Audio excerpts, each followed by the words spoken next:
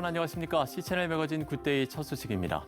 전국 교직원 노동조합이 지난 2014년 고용노동부로부터 법의 노조 통보를 받은 뒤 관련 처분에 대한 찬반 논란이 계속되고 있습니다. 전국 학부모 연합 등 시민단체들은 전교조의 편향적 교육이 크리스천 학생들의 가치관마저 크게 흔들 수 있다면서 전교조 합법화 반대의 목소리를 높이고 있습니다. 조홍현 기자가 보도합니다.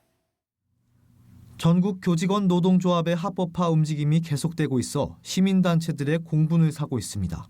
해직된 9명의 교원을 계속 조합원으로 받아들이고 있는 전교조에 대해 지난 2013년 3월 고용노동부가 법의 노조 통보를 했지만 이에 대한 찬반 논란은 지금까지도 이어지고 있습니다. 전교조는 당시 법의 노조 통보 처분 직후 법원에 처분 취소 소송을 제기했지만 1심과 2심에서 모두 패소했습니다. 교원노조법 제14조 제1항과 노동조합법 제2조 제4호는 교원이 아닌 자의 가입을 허용하는 경우 노동조합으로 보지 아니한다고 규정하고 있습니다. 해직된 교사를 계속 회원으로 두고 있는 단체를 합법적인 교원노조로 볼 수 없다는 것입니다. 하지만 전교조는 해고자 9명 때문에 조합원이 6만 명인 노조 전체에 법의 노조 통보를 한 것은 헌법과 국제적 기준에 어긋난 위헌 위법이라면서 애초에 해직된 교사도 부당하게 해고된 것이라고 주장하고 있습니다. 전국 학부모연합 등 다수 시민단체들의 생각은 다릅니다. 해직된 교사 9명 중 6명은 지난 2008년 서울시 교육감 선거 때 선거운동에 불법 개입한 혐의로 기소돼 유죄 확정 판결을 받았고 나머지 3명도 국가보안법 위반과 불법 시위 주동, 학사 운영 방해 등의 혐의로 해직된 것. 전국 학부모연합단체 등 55개 시민단체 대표들은 대법원 전원 합의체 공개 변론이 있었던 지난 20일 법원 앞에서 기자회견을 열고 전교조의 행보를 규탄했습니다. 학부모들은 전교조가 스스로를 노동자라 칭하고 좌편향된 사상교육과 이념교육으로 학생들의 가치관을 흔들고 있다면서 이를 중단하고 전교조는 해체하라고 촉구했습니다. 당장 보이는 작은 정치적 이해 득실 때문에 위대한 스승님의 사명과 명예를 헌신짝처럼 버리시겠습니까? 지금이라도 생각을 다시 해주세요. 김아랑 전국학생수연합 대표는 고3 학생들이 학교를 등교하는 이날에 선생님들은 학생들을 돌보지도 않고 법원 앞에 나와 전교조 합법화만 외치고 있다고 지적하면서 정치적 성향을 학생들에게 무리하게 나타냈던 교사와 있었던 갈등을 토로했습니다. 수업을 하는 도중에 그분은 항상 본인의 정치적 의사와 정치적 이념을 학생들에게 말했었습니다. 심지어 지난 시장 선거 때 나는 누구를 뽑았다고 직접 언급까지 했었습니다. 저는 그래서 말했습니다. 선생님, 교사가 그렇게 본인의 정치적 의사, 본인의 생각을 학생들에게 말해도 됩니까? 당연히 할 수 있는 거 아니냐? 이게 전교조 선생님들의 평균 의식입니다, 여러분. 전혀 교육자로서의 의식이 없습니다. 한유관 건강한 사회를 만드는 국민연합 대표는 성평등과 젠더 교육으로 올바른 성윤리 가치를 무너뜨리려고 하는 전교조를 학부모들이 정신 차려서 모니터링해야 한다고 밝혔습니다. 우리들이 각오가 있어야 될 겁니다. 어떤 각오가 있어야 되냐면 저들이 지금 정말 사상교육을 넘어서 최근에는 성평등, 젠더교육, 페미교육 정식적으로 하고자 하지 않았습니까? 그래서 우리가 학부모들이 깨어나서 지속적으로 저들이 학교에서 무슨 짓을 하고 있는지 모니터링하고 정말 이럴 때마다 우리가 합심해서 끝까지 싸워야 될 것입니다. 이와 함께 전교조가 합법적 노조의 지위 회복을 위해서는 해직 교원 9명만 조합원에서 배제하면 되는 것인데 전교조는 이 단순한 일도 시행을 하지 않고 때만 쓰고 있다는 지적도 이어집니다. 지난 20일 대법원에서 진행된 전원합의체 공개 변론에서는 전교조 법의 노조 통보 처분에 적법성을 두고 전교조 측과 고용노동부 측에 날선 공방이 오갔습니다. C채널 뉴스 조홍현입니다. 한국교회연합이 지난 19일 임원회를 열고 오는 6월 1일부터 40일 동안 한국교회 예배 회복을 위한 특별 기도회를 갖기로 결의했습니다. 한교회는 다시 온전한 예배를 회복하기까지 숱한 어려움이 예상된다면서 전국교회가 예배와 교회다움을 회복하기 위해 40일간 릴레이 특별기도회를 진행하기로 의견을 모았다고 밝혔습니다. 이날 임원회는 코로나19 감염 예방을 위해 발열 체크와 손 소독제, 마스크 착용이 의무화됐고 생활 속 거리 두기의 일환으로 자리를 띄어앉아 진행됐습니다. 안동 성소병원이 20일 코로나 극복을 기원하는 사랑의 헌혈 행사를 진행했습니다. 안동 성소병원은 코로나19 사태의 장기화로 혈액 부족 사태가 이어지고 있다며 적십자사 혈액 보유량이 급격히 줄어들어 혈액이 필요한 환자들의 생명이 위험할 수 있다고 판단해 행사를 개최했다고 밝혔습니다. 대구 경북 적십자 혈액원이 공동으로 참여한 이번 헌혈 행사에는 병원 임직원과 자매단체, 봉사단체가 주도적으로 참여했고 헌혈을 희망하는 일반 시민들도 동참했습니다. 안동 성소병원의 사랑의 헌혈 행사는 지난 2009년 시작돼 올해로 10회째를 맞이했고 지금까지 약 1,000여 명의 시민이 참여했습니다. 국제구호개발 NGO 희망친구 기아대책이 세계인의 날을 맞아서 이주 여성들을 위한 화장품 지원 사업을 전개해 나가겠다고 밝혔습니다. 기아대책은 20일 국내 다문화 가구원이 100만 명이 넘었을 정도로 한국 사회의 다양성이 커졌지만 이주 여성에 대한 사회적 편견과 차별은 아직 만연해 있다면서 이주 여성들이 우리 사회에서 차별받지 않고 당당하게 자립해 나갈 수 있도록 이번 지원 사업이 기여할 수 있기를 기대한다고 말했습니다. 이번 화장품 지원 사업에 쓰일 화장품은 코스메틱 브랜드 웰라주의 스킨케어 제품으로 60만여 개의 화장품이 전국 이주 여성 쉼터 협의회를 통해 전국 30여 개 시설의 이주 여성들에게 전달될 예정입니다.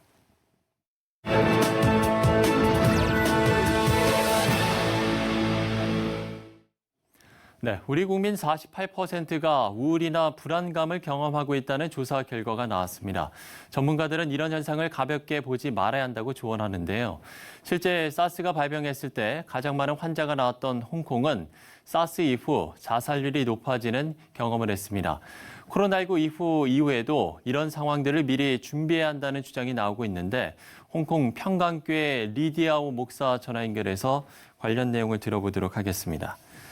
자, 목사님, 이번에 홍콩의 코로나19를 성공적으로 방어했다고 이야기를 하는데 현지에서의 평가는 어떻습니까? 네, 이 홍콩에 있는 분들은요, 기본적으로 그 사스를 겪은 지가 얼마 안 됐잖아요. 그래서 그 어려움을 아직 잘 기억하고 있기 때문에 전염병의 심각성에 대해서 인지도가 많아요. 그래서 정부의 그런 선제적인 규제에 시민들이 적극 수용을 했었고요. 구체적으로 이미 1월부터 중국에서 오신 분들에 대한 입국 제한을 했습니다. 지금도 사회적인 거리두기나 학교 아직 안 가고 있고요. 마스크를 쓰지 않으면 밖에 슈퍼도 갈 수가 없고, 또 유흥시설이라든가 요식업에 대한 그런 그 조절을 굉장히 강력하게 하고 있는데 다들 잘 따르고 있습니다. 네, 그런가 하면 홍콩의 사스 이후에 자살률이 높았던 경험으로 이번에도 코로나19 이후의 상황을 매우 조심스럽게 다루고 있다고요? 네, 그 홍콩이 이제 2003년도에 그 사스 이후에 그 자살률을 봤더니 10만 명당 18.8명으로서 굉장히 최대치였더라고요. 2008년도 경제위기 때는 오히려 14명 정도. 그래서 그런 것들을 봤을 때 경제적인 위기 플러스 건강에 대한 두려움, 또 사회적으로 인간관계 고립 등 이런 것들이 이제 가중이 되면 사람들이 자살률이 높아지는 것 같습니다. 특히 그 홍콩은 이런 위기 상황에 고위험군이라고 할 수 있는 요인이 많아요. 즉 사회적인 이제 경제적인 불안한 미래를 그런 것들이 사람들이 이제 자살로 몰려지는 정각이 있지 않을까 생각이 됩니다. 홍콩 정부는 지금 홍콩 달러 1,375억, 즉 하나로 21.6조 원의 구제금을 조성해서 전 업계를 지원하고 있고요. 고용을 지속하도록 돕고 있어요. 근데 솔직히 홍콩의 내수 불안은 계속될 거라고 그렇게 다 생각하고 있습니다. 네, 이런 상황에서 교회가 안정감을 주는 역할을 잘 감당해야 할 것 같은데 어떻습니까? 네, 물론 이제 일단 행정부 조치에 교회가 제일 협조를 잘해야 되고 각자 조심할 것 좀 영역을 잘 지켜주는 게 되게 중요한 것 같은데요. 우리나라뿐만이 아니라 교회들이 이걸 참 잘하고 있는 것 같아요. 근데 저는 이 시점에서 우리가 그리스도인으로서 핵심인 그 믿음과 소망과 사랑에 대해서 좀 생각을 좀 많이 해봤어요. 이 시점에 대해서 하나님께서 우리에게 요구하는 게 뭘까? 어떤 상황에서도 살아계신 하나님의 섭리와 인도하심을 믿는 그런 실질적인 믿음이 요구된다고 보고요. 이 소망, 주님에 대한 그런 재림에 대한 참된 소망이 우리 안에 정말로 믿음으로 자리가 잡게 되면 오늘을 사는 우리의 삶의 모습, 그리스도의 그 모습이 많이 바뀌어질 것 같다고 생각을 합니다. 정말 우리가 예수 그리스도께 받은 그 사랑을 좀 들여다보는 기도 시간이 참 필요하다. 이런 생각을 많이 하고 있습니다. 네, 외부와 소통할 수 없을 때 사람은 고립감을 느끼고 나아가서 우울감을 경험하게 되는데요. 코로나19로 심리적 어려움을 갖게 된 분들이 많습니다. 자유롭게 대면할 수는 없어도 서로가 더 많이 지지하고 위로하는 관계를 만들어야겠습니다. 네, 홍콩 평강교회 리디아오 목사와 이야기를 나눠봤습니다.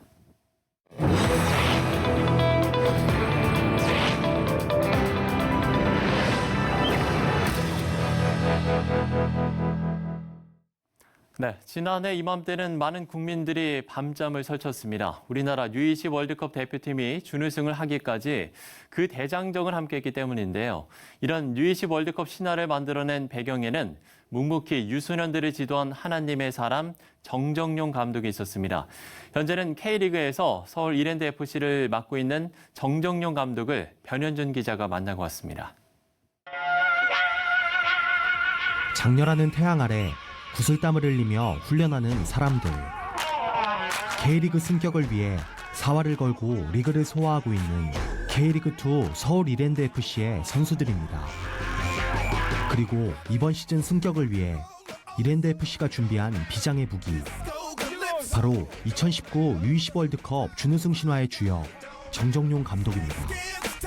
이 웜업 훈련인데 레터리션 하면서 이제 몸을 이제 열을 올려서 스트레칭 겸 이제 조절하는. 스타트를 그렇게 해야 이 텐션이 올라가야 이제 본격적인 훈련에 들어가면 집중도가 높아지니까. 지난 2006년 유소년 지도자의 길로 접어든 정정용 감독. U13 대표팀 감독부터 차근차근 단계를 밟아 지난해에는 피파 U20 월드컵 준우승이라는 금자탑을 쌓아 올렸습니다.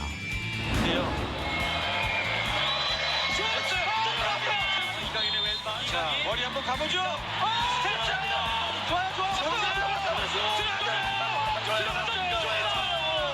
좋습니다.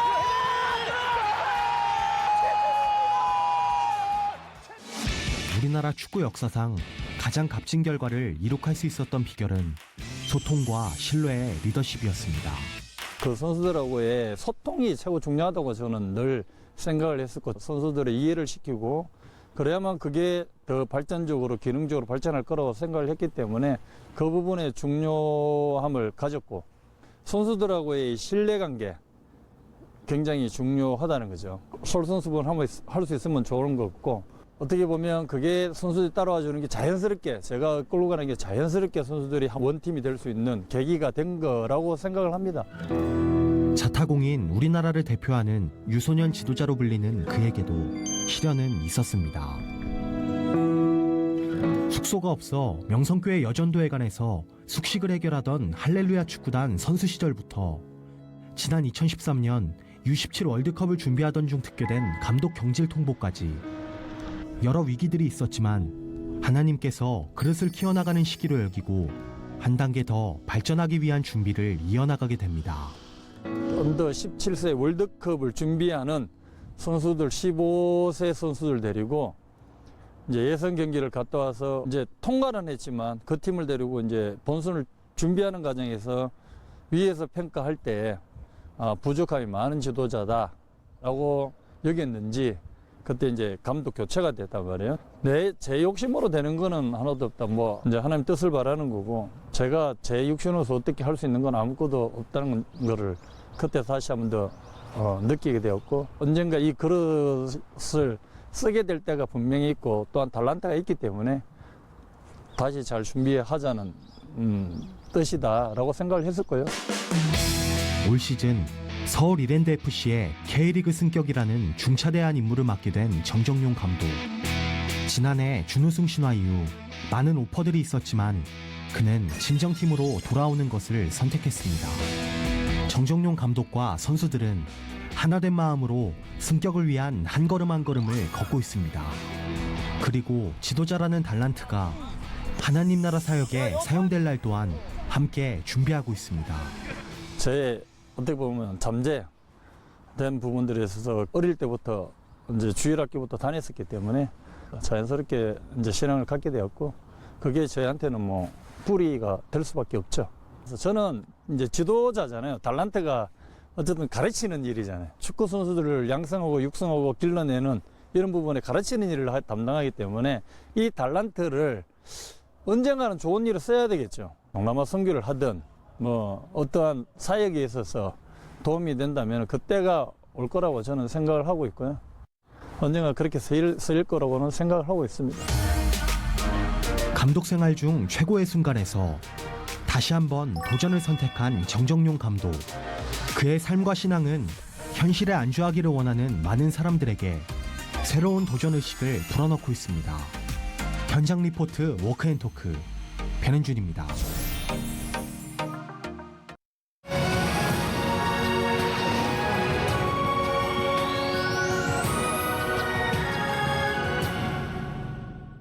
네, 지난 11일이 입양의 날이었습니다. 동방사회복지회가 입양의 날 기념식도 갖고 입양 유공자에 대한 포상 수여식도 있었는데요. 이날 대통령 표창을 받은 동방사회복지회 김혜경 부장 모시고 관련 이야기들 나눠보도록 하겠습니다. 부장님 안녕하십니까? 네, 안녕하십니까? 예. 자, 먼저 뭐 축하의 말씀을 좀 드려야 될 것 같습니다. 네, 감사합니다. 예. 대통령 표창을 받으셨는데 제가 좀 들어보니까 입양 관련 사역을 하는 분들에게는 데모 같은 존재다, 이런 이야기도 좀 들으시는 것 같더라고요. 일단 좀 소감을 좀 들어봐야 될 것 같아요. 네, 데모라는 이야기는 좀 과찬의 말씀이신 것 같고요. 예. 네. 이렇게 귀한 상을 먼저 받게 돼서 너무 감사는 드리는데 사실 이렇게 37년을 되돌아보니까 네네. 과연 제가 이 상을 받을 만한 자격이 있는지 후회되는 일도 좀 많이 있습니다. 사실 37년이라는 기간은 짧은 기간은 아니지만 그렇죠. 그 기간 동안에 저희가 뭐 크고 작은 여러 가지 문제들이 있었고 때로는 그로 인해서 좌절도 되면서 이 일을 그만해야지 되는 거 아닌가라는 그런 생각도 한 적이 많이 있었습니다. 그러나 그냥 같이 옆에서 독려해 주시는 많은 분들이 계셨고 또 더더군다나 힘을 주시는 입양인들과 입양 부모가 있었기에 제가 이 37년을 지켜왔던 것 같습니다. 네, 겸손하게 아주 말씀을 잘 해주셨는데 그러면 입양 관련 사역을 어떻게 이제 시작하게 되셨는지 그 계기가 상당히 궁금해요. 어려서부터 이제 교회 생활을 제가 하기는 시작했고요. 네네. 그러는 과정에서 그냥 어려운 이웃들을 좀 도왔으면 좋겠다라는 생각을 늘 마음속에 품고 있었습니다. 그러다가 이제 대학에 진학을 하면서 그런 일을 할 수 있는 그런 학과가 무엇일까라고 이렇게 생각할 때 이제 제가 다닐 때는 사회복지학과였습니다. 그래서 예. 그 학과에 진학을 하였고 학교를 졸업하고 난 다음에 이제 제가 첫 직장이 동방사회복지회에 이제 취직을 하게 되었는데 그것에 취직을 하면서 뭐 여러 가지 사업 분야가 있었지만 제가 처음 맡게 됐던 부서가 입양사업부였습니다. 예. 그래서 거기서 이제 이렇게 입양을 시작하게 된 게 계기가 되었다고 생각을 합니다. 뭐 지원을 하신 건 아니었고요. 예, 특별히 그러니까 처음에 입사할 때 지원을 하긴 했죠. 네, 네. 그렇군요. 네. 그렇게 또 인연을 맺게 돼서 37년 네네. 동안 이어오셨는데 현재 그러면 우리나라 입양 관련 상황이 어떤지도 좀 짚어보면 좋을 것 같아요. 사실 굉장히 이제 입양이 열악한 지금 상황인 것만은 맞은데 예. 코로나 바이러스로 인해서 더더욱 지금 힘든 상황이 있는 것만은 사실입니다. 지금 진행되고 있는 입양 특례법에 의해서 지금 입양이 진행되고 있는데 과거에는 이제 민간이 모든 것들을 책임지고 가는 그런 시스템이었는데 특례법이 바뀌면서 이제 정부 주도가 조금 개입이 되는 그런 상황입니다. 그래서 이제 입양 특례법이 바뀐 게 한 7가지 정도가 지금 있는데요. 예. 가장 큰 것이 이제 친생 부모가 아동의 출생 신고를 해야지 된다라는 거 하고요. 두 번째는 아동을 낳아서 7일간의 숙려 기간을 거쳐서 입양 기간에 이제 아이가 와야지 된다라는 거. 그다음에 이제 5개월 동안에 국내 입양을 최선을 다해서 보내보고 예. 국내에서 가정을 찾을 수 없는 경우에는 아이를 이제 해외 입양을 보내도 좋다라는 게 이제 그 조문으로 이제 들어가 있고요. 그다음에 이제 입양 부모가 입양을 준비하시면서 8시간의 양부모 예비 교육을 받으셔야 되는 게 의무 교육화가 되었습니다. 그리고 이제 가정법원에 허가를 얻어야지만 입양이 완료된다라는 거고요. 그다음 이제 마지막으로 이제 사후 관리가 그간에 계속적으로 이루어지긴 하였지만 1년 동안의 사후 관리 의무 기간을 둬서 1년 동안은 입양기관에서 사후 관리를 진행해야 된다라는 이제 이런 법 조항을 가지고 지금 입양을 하고 있는데요. 예. 사실 이 법은 굉장히 선진화되고 좋은 법입니다. 그리고 아동의 최선의 이익을 위해서 당연히 이런 법이 제정이 돼야 되는데 이로 인해서 지금 이제 오히려 국내 입양이 감소가 됐고 또 법이 이제 개정돼서 처음 시행되는 그런 시점에 출생 신고를 해야지 되고 또 7일간의 아동을 보호해야지 된다는 그런 어려움이 있어서 아이를 유기하는 경우가 굉장히 많이 발생을 했습니다. 그래서 이제 베이비박스 들어보셨겠지만 예. 베이비박스에 연간 한 300명 정도의 아이가 발생을 하는 그런 사태까지도 벌어졌습니다. 그래서 법은 좋으나 이와 연관된 정책과 그런 것들이 좀 같이 맞물려서 변화가 있어야 되고 또 우리 사회 인식이 변화되지 않는 상황에서 암만 좋은 법을 만들어도 이렇게 지금 법이 제정된 이후에 이런 어려움을 겪고 있다라고 저희는 생각을 합니다. 예. 그래서 이제 부장님께서 미혼모를 위한 시설 설립에도 상당히 견인차 역할을 하셨다라고 들었거든요. 사실 제가 처음에 일할 때만 해도 우리나라에 미혼모자 시설이 한 3곳 정도밖에는 없었습니다.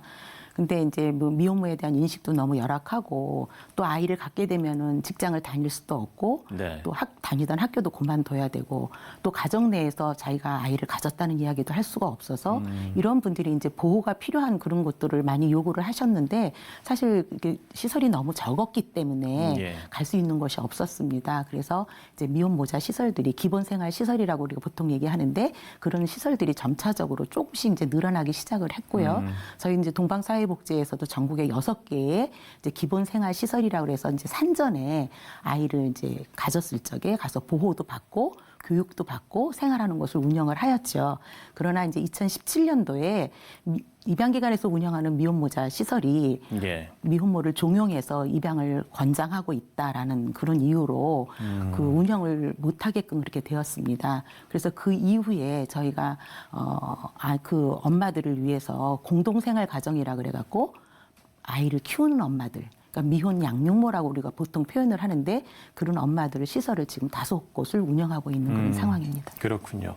입양 가정이 갖는 어려움도 좀 나눠주시면 좋을 것 같아요. 네. 글쎄 입양의 현장이 사실 이렇게 녹록하지만은 않습니다. 네네. 우리가 이제 지금 우리 사회에서 결혼을 해도 양육이 너무 어렵기 때문에 친자녀를 낳지 않는 그런 풍조가 좀 있는 것 같은 그런 생각이 듭니다. 그런데 사실 우리 사회가 아동을 잘 키워낼 수 있는 그런 기반이 마련이 돼야지 입양도 국내 입양도 많이 늘 거라고 생각을 하거든요. 과거에는 이제 난임 부분만 이렇게 입양을 하는 걸로 이렇게 생각을 하셨는데 최근 들어서는 이제 그렇지 않고요. 정말 가정이 필요한 아이들한테 이제 가정을 정말 우리 부부가 주겠다, 우리 가정에 주겠다라고 해서 공개적으로 입양을 하시면서 잘 키워내시는 그런 가정들도 굉장히 많이 있습니다. 그러나 아이를 이제 선택할 때 있어서 굉장히 많은 조건들을 가지고 오세요. 정말 가정이 필요한 아이라면 어떤 아이도 받아들이셔야 될 텐데 그렇지 않고 나는 딸아이, 건강한 아이, 이왕이면 배경이 좋은 아이, 혈액형도 맞췄으면 좋겠다. 이런 여러 가지 조건을 갖고 오셔서 사실 현장에서는 굉장히 어렵습니다. 그렇네요. 그런데 사실 미혼 엄마로부터 입양기관에 들어오는 아이들이 모두 다 건강한 아이가 들어오지는 않거든요. 그리고 날 때부터 의료적으로 심각한 문제를 갖고 있는 아이들도 있는데 그런 아이들은 이제 가정을 찾아갈 기회를 점점 잃어가기 때문에 이제 그런 어려움 점이 좀 있습니다. 그래서 이 기회를 기해서 그런 어려운 아이들도 많이 있으니 좀 입양의 그 어떤 기본적인 그 생각이 예. 가정이 필요한 아이가 가정을 찾아가는 일이거든요. 그래서 그런 의미를 좀 가지시고 입양을 하셨으면 좋겠다라는 그런 생각을 하게 됩니다. 예. 이렇게 당부의 말씀까지 해주셨는데요. 이제 부장님께서 40년의 사역을 바라보고 계십니다. 앞으로의 계획 또 기도 제목도 있으실 것 같아요. 사실은 제가 이제 올해 정년을 맡게 됐습니다. 아, 그래요? 네, 그래서 이제 현장에서는 제가 떠나게 돼야 되는 그런 상황이긴 하지만 이렇게 떠나는 마지막 해에 저한테 이렇게 귀한 상을 주셨는데 이 의미는 뭘까라는 생각을 제가 좀 하게 됐습니다. 네. 그래서 제가 37년 동안 이렇게 가졌던 그런 경험들 또 고민했던 것들을 사실은 퇴사 이후에도 그런 부모님들과 아이들과 같이 좀 함께 했으면 좋겠다라는 게 그냥 바람이고요.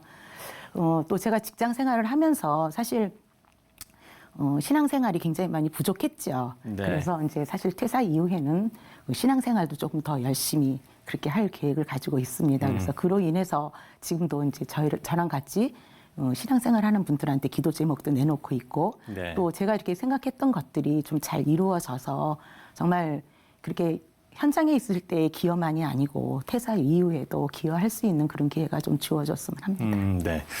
끝으로 말씀을 하시면서 눈시울이 살짝 붉어지셨는데 네, 저희도 그 바람을 좀 저희도 함께 기도하도록 하겠습니다. 네, 감사합니다. 예. 자, 동방사회복지회 김혜경 부장과 이야기를 나눠봤습니다. 오늘 말씀 고맙습니다. 네, 감사합니다. 대법원이 전국 교직원 노동조합 법외 노조 처분을 두고 공개 변론을 진행한 가운데 전국 학부모단체 연합을 비롯한 시민단체들은 전교조의 노조 합법화 요구를 규탄했습니다. 한국교회 연합이 임원회를 열고 오는 6월 1일부터 40일간 한국교회 예배 회복을 위한 특별 기도회를 갖기로 결의했습니다. 안동 성소병원이 코로나 극복을 기원하는 사랑의 헌혈 행사를 진행했습니다. 국제구호개발 NGO 희망친구 기아대책이 세계인의 날을 맞아서 이주 여성들을 위한 화장품 지원 사업을 전개해 나가겠다고 밝혔습니다.